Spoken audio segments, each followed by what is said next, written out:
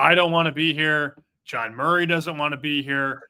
4 more weeks of this miserable NFL season, buddy. I guess nothing makes sense. So let's start with a game that doesn't make sense. Kansas City's on the road against Cleveland. Mm-hmm. Cleveland is 3-10. Cleveland stinks. And Kansas City 3 weeks ago was an 11-point favorite at Carolina. KC only 4 at Cleveland. Can you even make that make sense? Well, so obviously the market has corrected itself a little bit on Kansas City, right? They're not as big of a favorite as they have been all season. Last week, I thought they were a good bet. I want to say -3.5 or -4 at home against the Chargers. They did win the game like they always do. They didn't cover the spread like they always do. And people now are wise to the fact that Kansas City just continues to sneak by. This game opened KC 5.5. Right now it's at Kansas City -4 because the money's come in on the Browns. Well, maybe I have some Chiefs money line with a couple other things. I mean, the money line in the Carolina game was -700. The money line in this game is 210, 220, and I can't.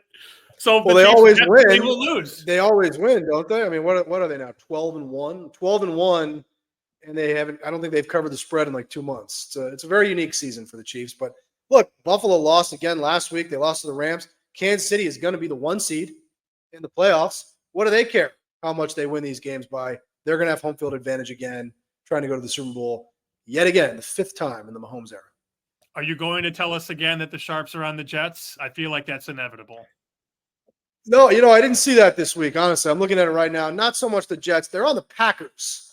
Good Sunday night game in Seattle. They played Packers -2.5. They played the under in the Kansas City-Cleveland game. That thing's been bet down from like 45.5 to 42.5. They played New Orleans. New Orleans +7.5 against the Commanders. That game is early on Sunday morning. Some good games this week, honestly, Sam. I think the NFL really missed the boat here by not moving one of them to Saturday because there's a lot of good games, and for some reason there's no Saturday game. Saturday game would have been good for business. We need somebody to tell the NFL. Yeah, that Sunday afternoon window is going to be awesome with Buffalo, really Detroit, and Philly, Pittsburgh. Here's the card on the screen. Week 15 contest card, Westgate Las Vegas Super Contest. I've lost 5 of these in a row. After starting 7-2, I think I've lost at least 5 in a row. I don't know, man. I'm just taking dogs that get boned in the second half. So here's another one for you. I'll give you Tampa Bay +3.5. I'm not laying 3 with this Chargers team. No way, not in this spot. Yeah, I can see that. I'll go. It's desperation time for me because I stopped having any chance of winning an NFL bet about a month ago. So I'm going to go to the league MVP, Josh Allen. And he's the clear MVP of the league this season. He's been the best player in the league all year. And I'm going to hope he can get me home +2.5 in Detroit against Jared Goff and the Lions. That's a great game. The afternoon window looks ridiculously good this week. I can't say I'm looking forward to it, Sam, but I will sit through it again on Sunday. I'm laughing because if you look at the screen right now on this video, there's a comment on the SuperBook Nevada Post from a guy named Hermie, who I don't follow, who says – the Lions are healthier and they will win by 3. That's well, good news.